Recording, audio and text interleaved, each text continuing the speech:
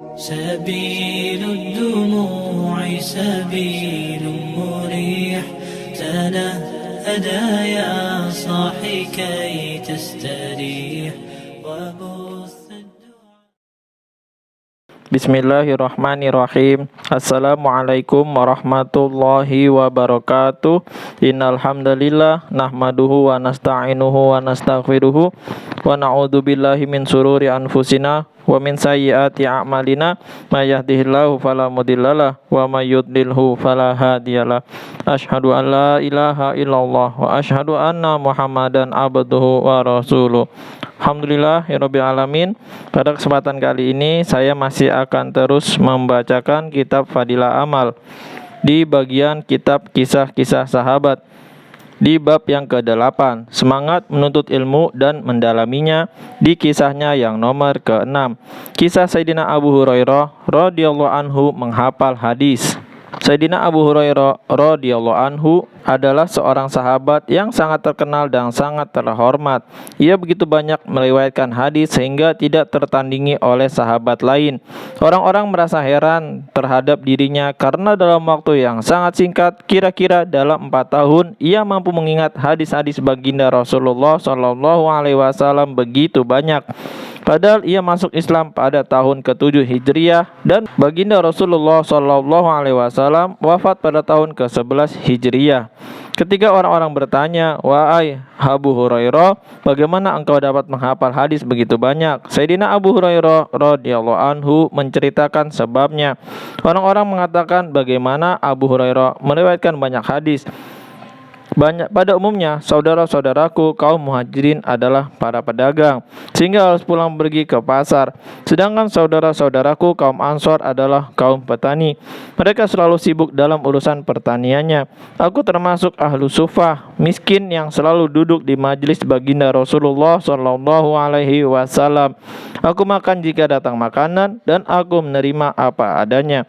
Aku berada di dekat baginda Nabi SAW ketika orang lain tidak bersama beliau, dan aku menghafal sesuatu dari beliau yang orang lain tidak bisa menghafalnya. Suatu ketika, aku mengadukan daya hafalku kepada baginda Rasulullah SAW.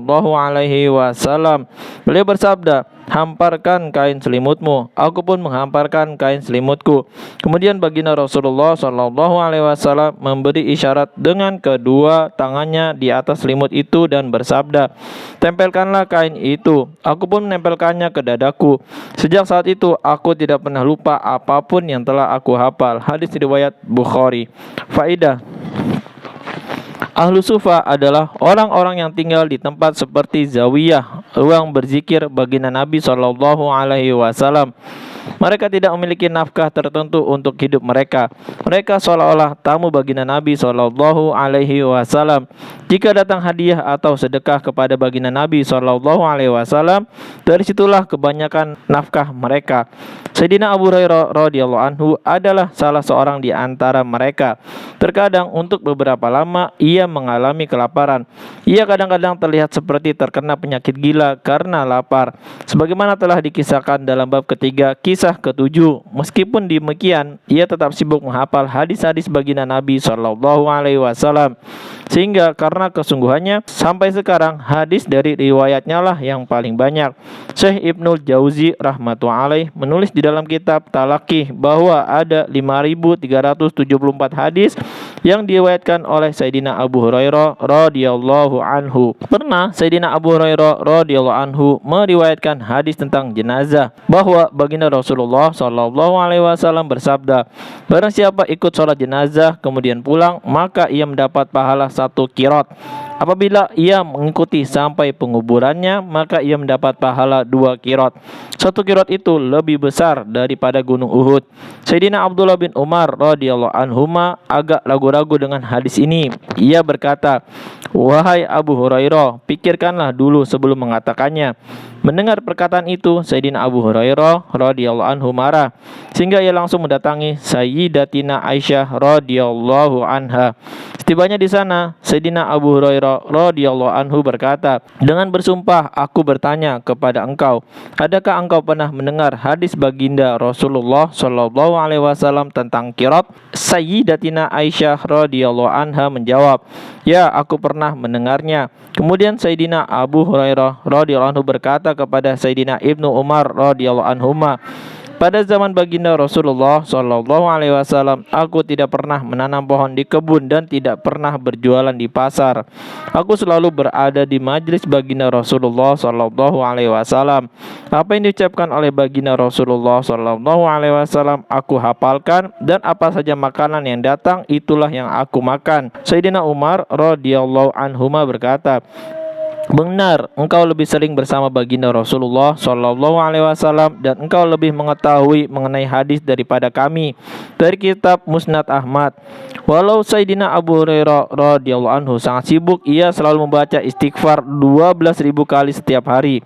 Di tangannya selalu ada tali bersimpul sebanyak 1.000 simpul, dan ia tidak akan tidur pada malam hari sebelum membaca subhanallah sejumlah 1.000 simpul tersebut. Dari kitab Tazkiratul Huffaz.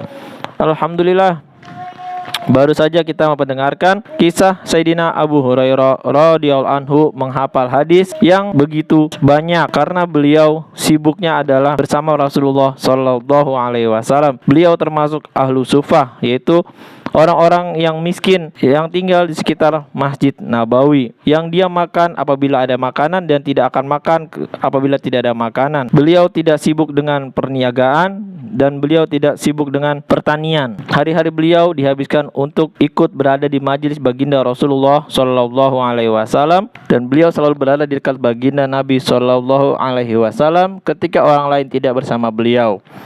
Mudah-mudahan kita bisa mengambil hikmah, amal dan sampaikan kepada saudara-saudara kita yang lain. Subhanakallahumma wa bihamdika, asyhadu alla ilaha illa anta, astaghfiruka wa atubu ilaik. Wassalamualaikum warahmatullahi wabarakatuh. Sabilud dumu'i sabilun murih, tanahada ya sahi kay tastarih wa